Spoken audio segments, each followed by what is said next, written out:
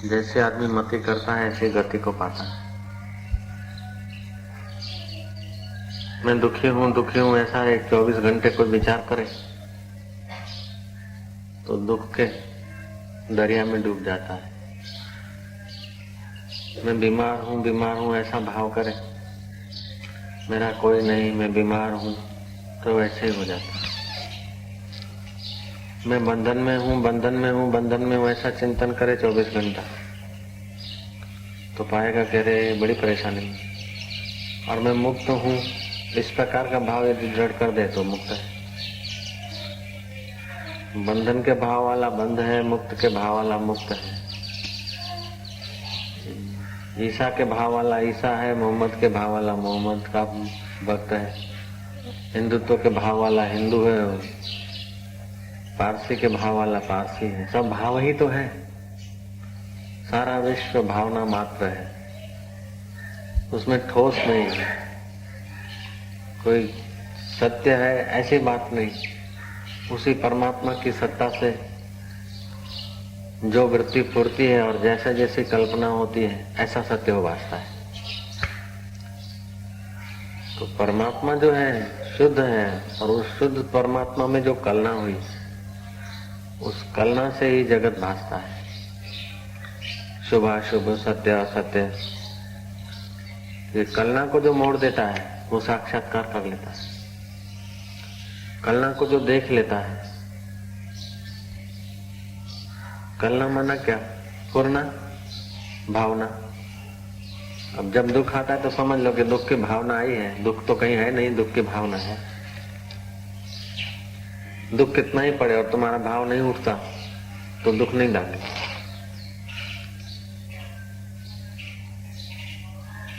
अस्पताल में कितने ही लोग मरीज मर रहे हैं, सड़ रहे हैं, गल रहे हैं, चीख रहे हैं, लेकिन उन मरीजों में तुम्हारा भाव नहीं है, अपना तो ममता नहीं है तो कुछ नहीं।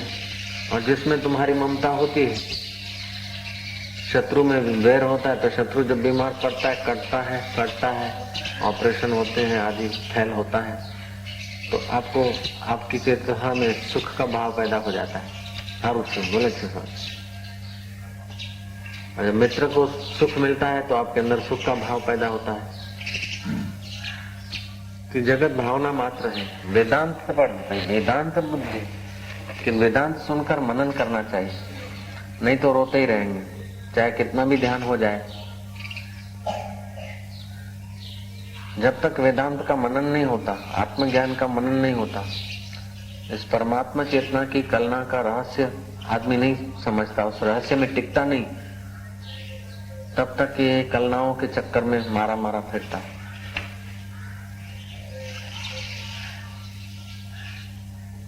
और ये कलनाएं मोह से, राग से, अविद्या से। अविद्या सारे दुखों का अनर्थ है। अविद्या जो विद्यमान है उस परमात्मा को न देखने दे और अविद्यमान में कलना पैदा हो जाए, इसका नाम अविद्या है।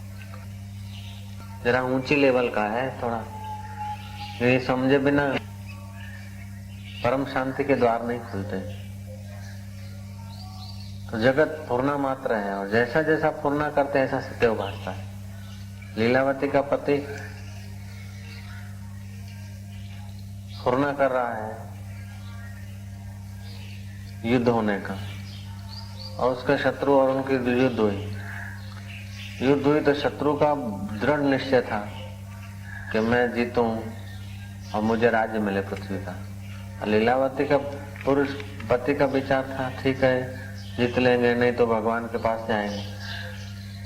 तो उसके संकल्प में, उसके पुण्य में थोड़ी दृढ़ता कम थी, तो जिसके संकल्प में दृढ़ता कम थी वो हार गया और जिसमें दृढ़ता ज्यादा थी वो जीत गए।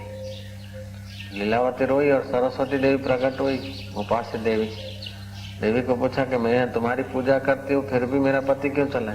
कि उसकी भावना ऐसी थी, शत्रु की अपेक्षा उसकी भावना यहाँ रहने की कम थी, शत्रु की ज्यादा थी, तो शत्रु जीत गया। और उसकी भावना लोकांतर में जाने की थी, मैं वहां जाऊंगा, ईश्वर के पास जाऊंगा। हार गया तो ईश्वर के पास जाऊंगा। वहां भी मेरे को सुख मिलेगा। तो अब देख मैं तेरे पति को दिखाता है।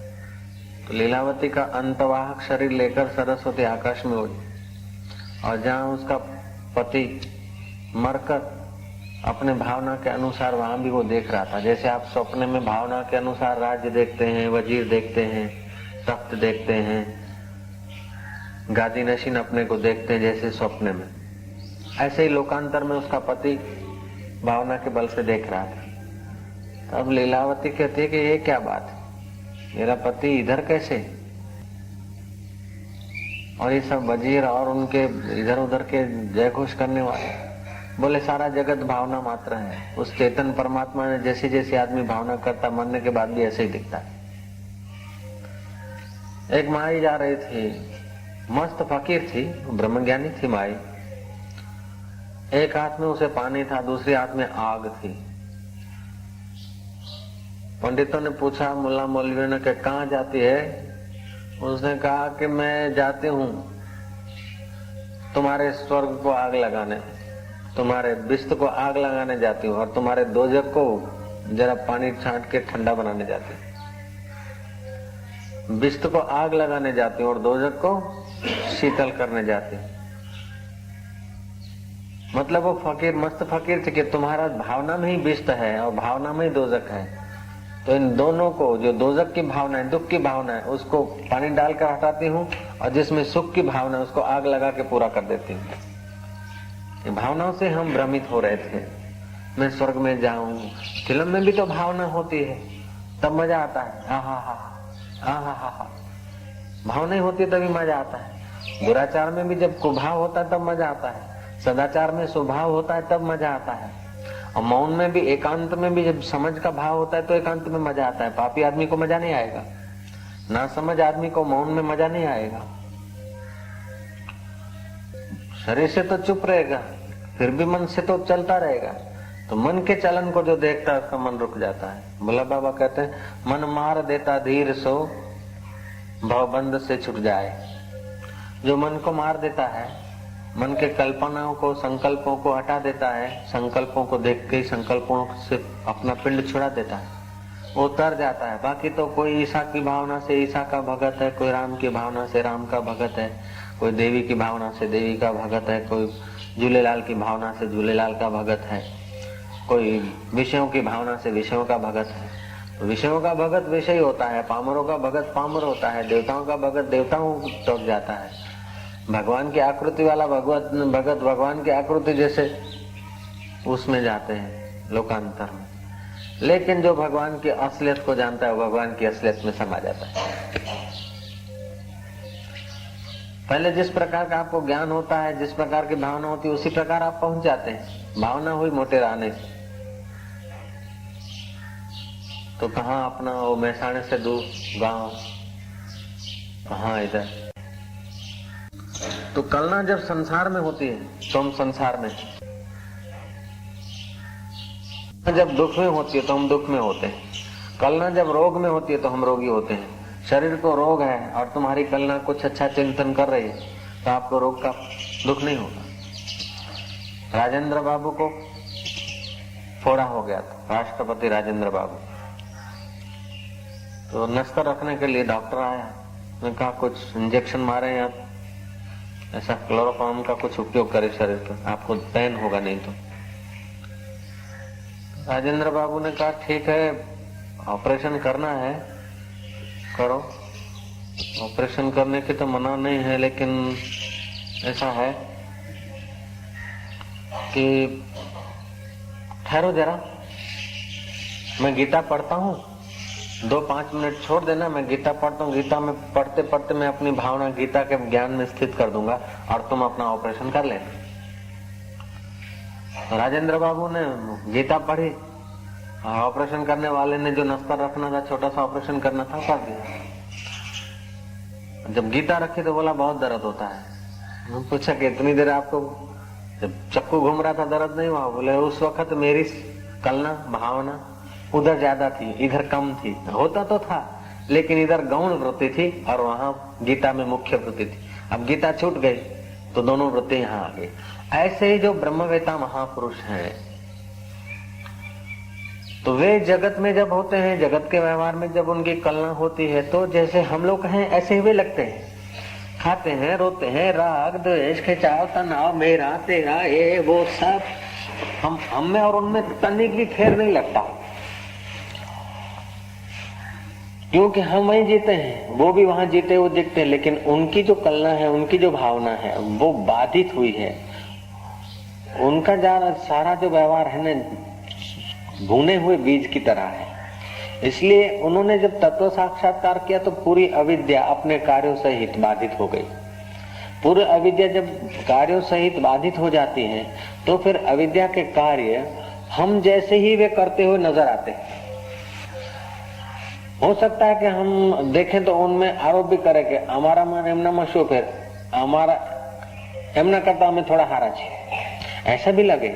जैसे घाट वाले बाबा हैं तो खान पान में थोड़ा अशुद्धि दिखती है, तो लगता है साधक को कह रहे ठीक है बाबा जी तो ज्ञानी तो है, लेकिन इनसे तो वो फलाना महाराज जो है बड़े अच्छे पवित्र रहते, ऐसा ठीक है। लेकिन उनके लिए सारा जगत बाधित हो जाता है, सारा जगत अविद्या का कार्य हो जाता है। तो अविद्या का कार्य होने के नाते उनकी गौण वृत्ति और मुख्य वृत्ति दोनों वृत्ति अध्यारोपित दिखती है। अध्यारोप समझता है ना? अध्यारोप का मतलब है कि जैसे है तो भाई रस्सी, एक ने कहा कि सांप है, दूसरे ने कहा नहीं सांप नहीं है, ये तो दरार है। तीसरे ने कहा दरार कैसे हो सकती है, तो पानी का लीटा है। चौथे ने कहा लीटा भी नहीं है, सांप भी नहीं है, ये डांग है। पांचवें ने कहा डांग वांग नहीं, मरा हुआ सांप है। तो ये सब उसमें अध्यारोप कर रहे हैं।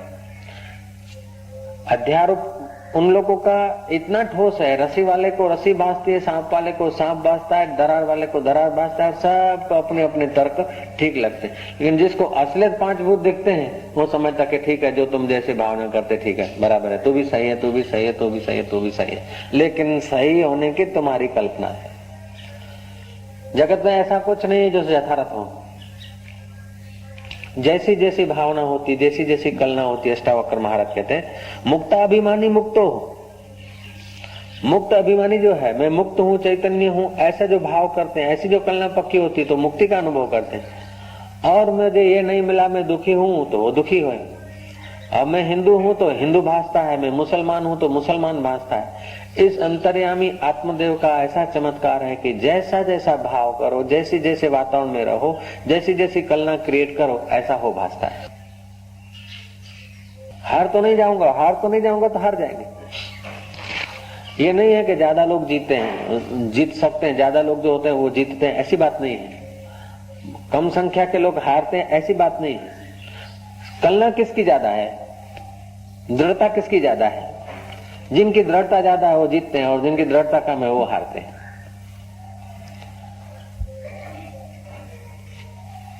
सिकंदर के पास एक टैक्ट थी।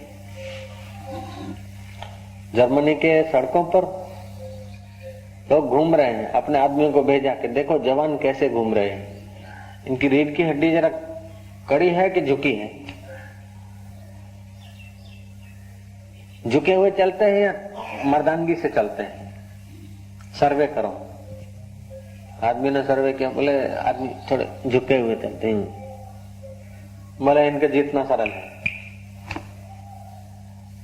क्योंकि उनके कलना, उनका भाव दबा हुआ भाव है, आपड़ू काम नहीं, आपड़ू गजू नहीं। God helps those who helps themselves. परमात्मा उसे मदद करता है जो अपने आप को मदद करता है। हिम्मते बंदे मददे खुदा, बेहिम्मत बंदो बेजार खुदा, कहावत है। तो ऐसा नहीं है कि तुम बेहिम्मत होते हो और वहीं कोई आकाश पाताल में कोई खुदा नाराज हो जाता और फिर आदमियों को भेजता कि इसको हरा दो। तुम हिम्मत करते हो तो कोई आकाश का खुदा राजी हो जाता और अपने गुप्तचर भेज देता और तुम्हें मदद करता है। नहीं, ऐसी बात नहीं। तुम्हारे भाव ही तुम्हें मदद करते हैं और तुम्हारे भाव ही तुम्हें गिरा देते हैं। कोई आकाशचारी आकर तुम्हें उठाता नहीं और कोई गिराता नहीं। वेदांत को समझो तो जीने में इतना मजा आता है, जीतने में इतना मजा आता है, हारने में इतना मजा आता है, महाराज क्या कहा जाए। एक अलमस्त तप्तवेता फकीर घूम रहे थे जंगल में अपनी निजानंद की मस्ती में। बोकोजू उसका नाम। बोकोजू को अटकते थे। बोकोजू को 8 आदमियों ने देखा जिनका धंधा था जंगल में से आदमी पकड़ के ले जाना और गुलाम करके उसको बेच देना। मनुष्य अपहरण करते थे। बोकोजू को देख के वो डर गए। बोकोजू ने कहा, क्या बात है, मैं स्वयं निर्भय हूं, मेरे को देखकर भयभीत होने की क्या जरूरत है? आइए आइए, क्या काम है, कैसे आना हुआ? इधर मेरे तरफ आ रहे थे, मेरी नजर पड़ते ही आप पीछे आ गए, क्या बात है, आइए। उन्होंने कहा, हम आ नहीं सकते, हिम्मत नहीं होती, मुझसे तुम्हारे से डर लगता है। बोले, तुम 8 हो, मैं 1 हूं, मेरे पास हथियार भी नहीं है, क्यों डर रहे? डर लग रहा है क्या?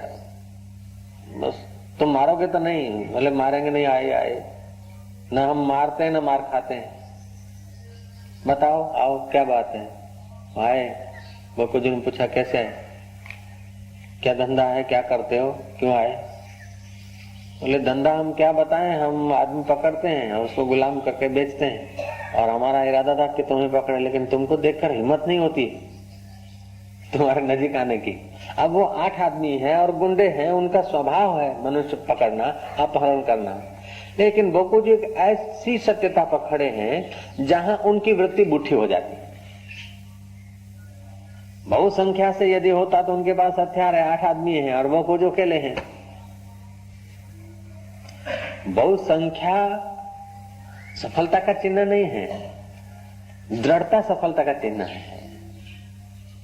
एक आदमी यदि अपने स्वरूप में टिक जाए अच्छी तरह से और वो अड़ जाए कुछ करने को, एक ही आदमी, केवल एक आदमी, 2-4 नहीं, उसकी पार्टी के आदमी नहीं, 10-20 नहीं, एक ही व्यक्ति, केवल एक व्यक्ति, और जिसको सब लोग तिरस्कृत करते हैं, कोई उसको सहाय नहीं देता, ऐसा एक व्यक्ति यदि डट जाए अपने स्वरूप में तो समस्त ब्रह्मांड उसकी सहाय करने को बाध्य हो जाएगा।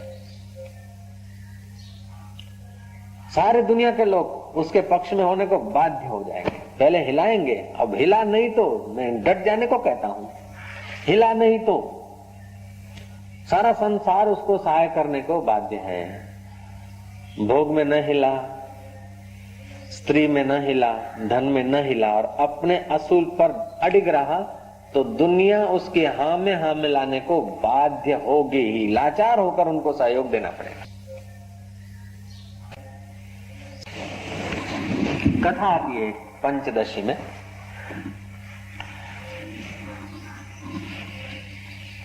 पानी के जलाशयों के किनारे पक्षियां घूमे करते, आपको कहे टिटोरी होते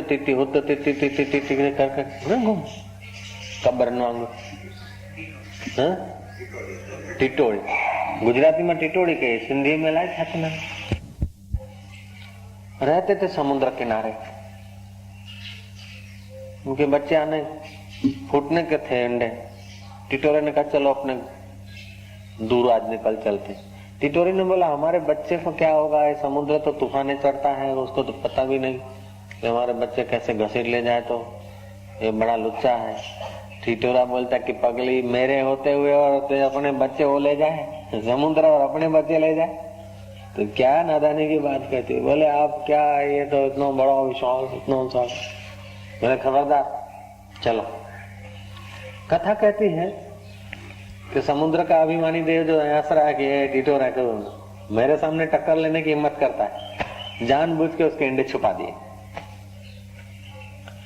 लौट के आए पति पत्नी, टिटोरी रोई, हाय हाय हाय हाय, मेरा तो विनाश हो गया, सब चला गया। बोले, रोने से क्या होता है, हाय हाय करने से क्या होता है, उसने ले लिए ना बच्चे अपने, अब मैं उसको खाली कर देता हूँ समुद्र को, बच्चे ले लूंगा, तो क्या डरती। तिनखा उठाया और भरा समुद्र में से, ऐसे चौंच में कैसे उठाया खारा पानी, तो तिनखे में समुद्र का पानी थोड़ा उठाया और दूर फेंक के आया।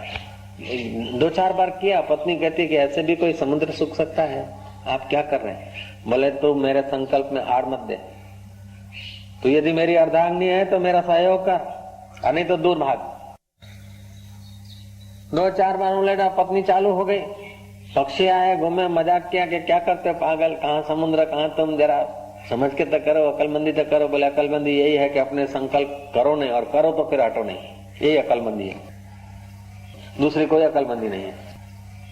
चालू हो गए, पक्षी समझाने वाले उनको समझाता है कि तुम सहयोग करो तो ठीक है, नहीं तो फिर मेरा उत्साह क्यों तोड़ते हो। पक्षी लग गए 10-20 लग गए, तो फिर स्वाभाविक उत्साह के लिए 2-5 और भी लग गए, तो जो पक्षी गुजरते थे लगते गए। कथा कहती है आखिर में देव ऋषि वहां से निकले, देखा कि हजारों पक्षी बस समुद्र से चोंचे भर भर के उलेट रहे, समुद्र से भर भर के उलेट रहे।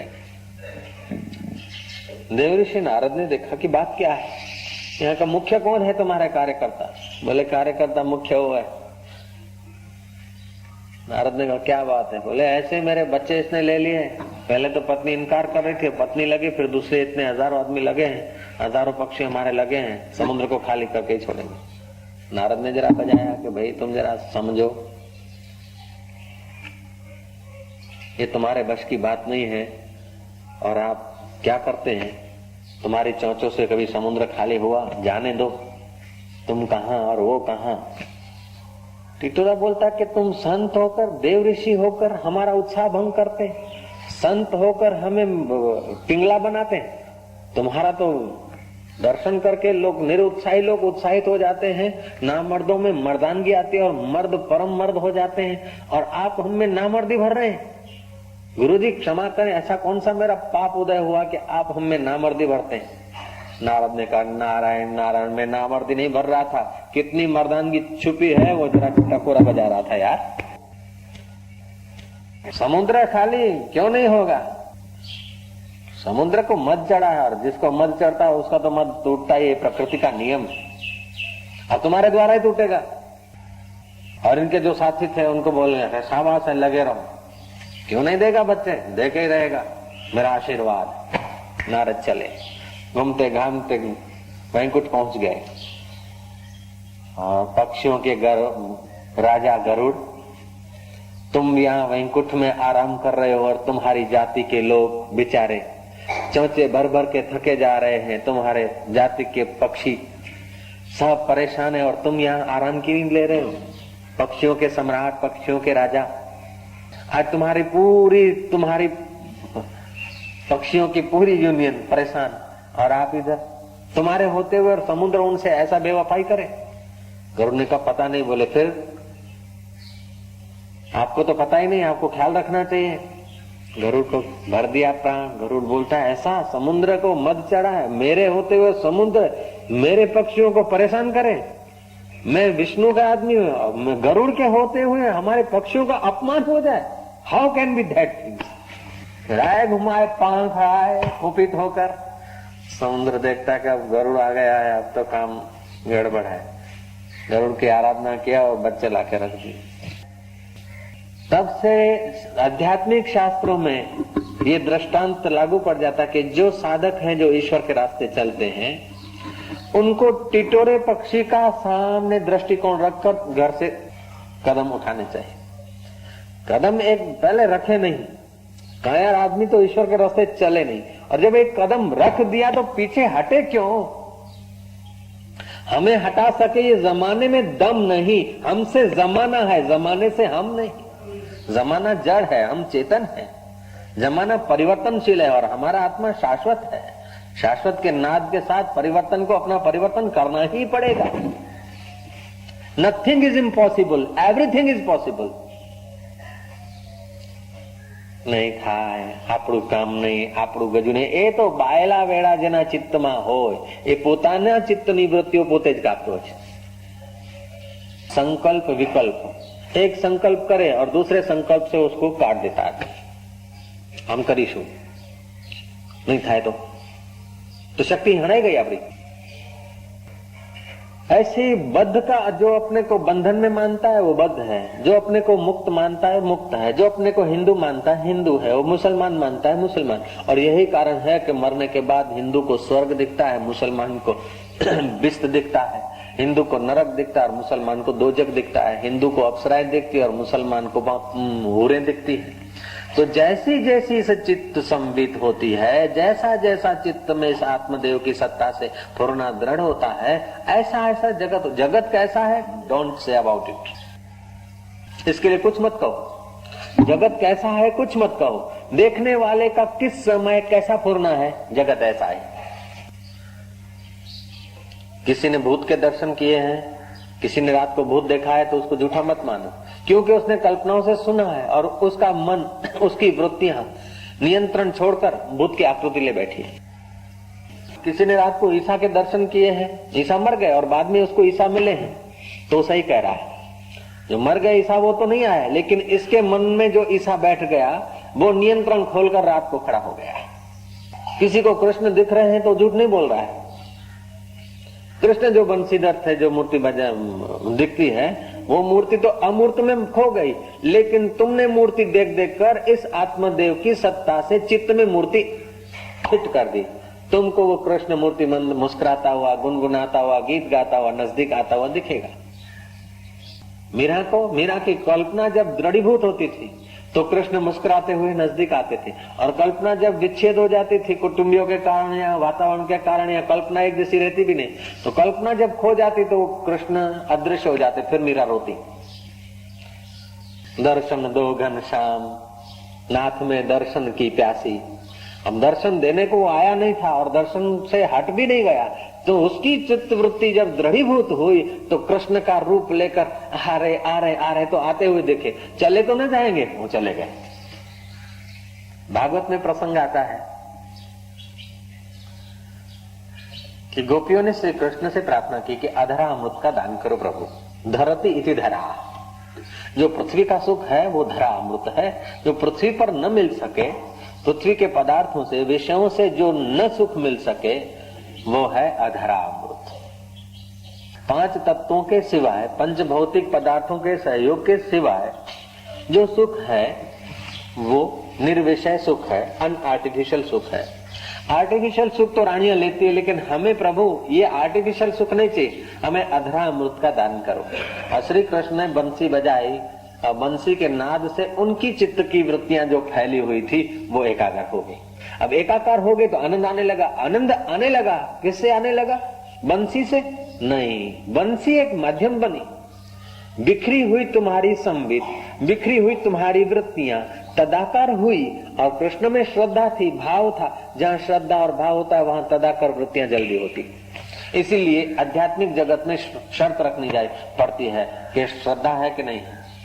कितना समझदार हो, कितना विद्वान हो, कितना अकलमंद हो, और श्रद्धा नहीं है तो उसमें आनंद की वृत्ति उठेगी नहीं। बुद्धू है, अकल नहीं है, और श्रद्धा है तो आनंद ले लेगा, मजा ले लेगा। बुद्धू नहीं है, अकलमंद भी और श्रद्धा भी है, तो समझो उसने तो बस नैया उसकी किनारे लग सकती। इसलिए गीताकार कहते हैं, श्रद्धावान लभते ज्ञानम तत्पर संयते इंद्रिया। श्रद्धालु भी हो और इंद्रियों को संयत करने की कला अटकल हो, ज्ञान को उपलब्ध हो जाएगा। जिसके पास श्रद्धा नहीं है और सब कुछ है, श्रद्धा एक ऐसा सद्गुण है कि हजार हजार दुर्गुणों को ढक देता है, और अश्रद्धा एक ऐसा दुर्गुण है कि हजार हजार सद्गुणों को ढक देता है। इसलिए जो बड़े बड़े विद्वान हैं, बड़े बड़े समझदार हैं, वे लोग भीतर से बड़े परेशान हैं, अशांत हैं, और जो ना समझे वे भी अशांत हैं, दुखी हैं। जिनके पास श्रद्धा है वे समझदार हैं तभी भी मजे में, और ना समझ है तो भी मजे में हैं। श्रद्धालु लोग बड़े मजे में देख गए। तो श्रद्धा एक ऐसी वृत्ति है जो तुम्हारी और वृत्तियों को काटने में बड़ा काम देती है। कृष्ण बजा रहे हैं बंसी, आहा आहा आहा आहा, मैं तारू मारू एनु तेनु बधु भुलाई लो। कृष्ण बंसी बजा रहे और हम सुनेंगे और फिर वहां पहुंचेंगे, कृष्ण के साथ रास करने का मौका मिलेगा। आहा, जिन ग्वाल और गोपियों में श्रद्धा थी, आहा थी, उनको वो बंसी सुनाई पड़ी। भागवत कहता है दूसरों को नहीं सुनाई पड़ी। कृष्ण ने कहा जो मेरे प्यारे होंगे, जो मेरे भक्त होंगे, जिनको बंसी सुनाई पड़ेगी वो आ जाएंगे। तो जिनमें श्रद्धा थी उनके ही कानों ने बंसी का नाद सुना, और जिनमें श्रद्धा नहीं थी उनको सुनाई नहीं पड़ा। अर्थात तुम्हारी श्रद्धा है तो वृत्ति गहराई से, तुम्हारी श्रद्धा होती है तुम्हारी प्रतिष्ठा में, तुम्हारी इज्जत आबरू में। जब इज्जत आबरू के खिलाफ होता है तो वहां खिलाफ न हो, इसलिए तुम्हारी वृत्ति बहुत जाती है। जैसा तुम निंदा को याद रखते हो, ऐसा यदि तुम सत्संग को याद रखो तो बेड़ा पार हो जाएगा।